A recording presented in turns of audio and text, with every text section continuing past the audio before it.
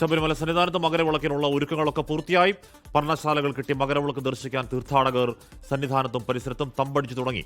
മകരവിളക്ക് പ്രമാണിച്ച് ശബരിമലയിൽ ഭക്തജന തിരക്കാണ് അനുഭവപ്പെടുന്നത്. തിരുവാഭരണ ഘോഷയാത്ര നാളെ വൈകിട്ടോടെ സന്നിധാനത്തേക്ക് എത്തും.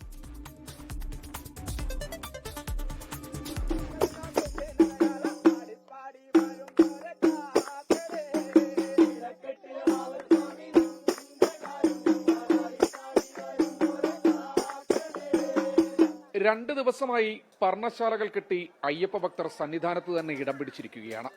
പൊന്നമ്പലമേട്ടിൽ നിന്ന് മകരവിളക്ക് തെളിയുന്നത് കാണാൻ പറ്റുന്ന മേഖലകളിലാണ് ഭൂരിഭാഗം ഭക്തരും തമ്പടിച്ചിരിക്കുന്നത്. എരുമേലി പേട്ടതുള്ളൽ കൂടി കഴിഞ്ഞതോടെ തീർത്ഥാടകർ കൂടുതലായി സന്നിധാനത്തേക്ക് മല ചവിട്ടി തുടങ്ങി. പന്തളം കൊട്ടാരത്തിൽ നിന്ന് അയ്യപ്പന് ചാർത്താനുള്ള തിരുവാഭരണവും വഹിച്ചുള്ള യാത്ര നാളെ വൈകിട്ടോടെ സന്നിധാനത്തെത്തും. മകരവിളക്ക് ദിവസമായ നാളെ 35,000 തീർത്ഥാടകർക്ക് മാത്രമാണ് സന്നിധാനത്തേക്കുള്ള പ്രവേശനം. പോലീസിന്റെയും അർദ്ധസൈനിക വിഭാഗങ്ങളുടെയും നേതൃത്വത്തിൽ കനത്ത സുരക്ഷയാണ് ഒരുക്കിയിട്ടുള്ളത്. സന്നിധാനം കൂടാതെ മകരവിളക്ക് കാണാൻ കഴിയുന്ന പുൽമേട് അടക്കമുള്ള മേഖലകളിലും നിയന്ത്രണങ്ങൾ കർശനമാക്കും. നിഖിൽ നിളയ്ക്കൊപ്പം ശ്രീകുമാരൻ, 24 സന്നിധാനം. ലോകത്തെവിടെയായാലും ഏത് സമയത്തും 24 വാർത്തകളും ഓഗ്മെന്റഡ് റിയാലിറ്റി പാക്കേജുകളും എക്സ്പ്ലെയിനറുകളും വിശദമായി കാണാൻ ഞങ്ങളുടെ യൂട്യൂബ് ചാനൽ നിങ്ങൾക്ക് സബ്സ്ക്രൈബ് ചെയ്യാം.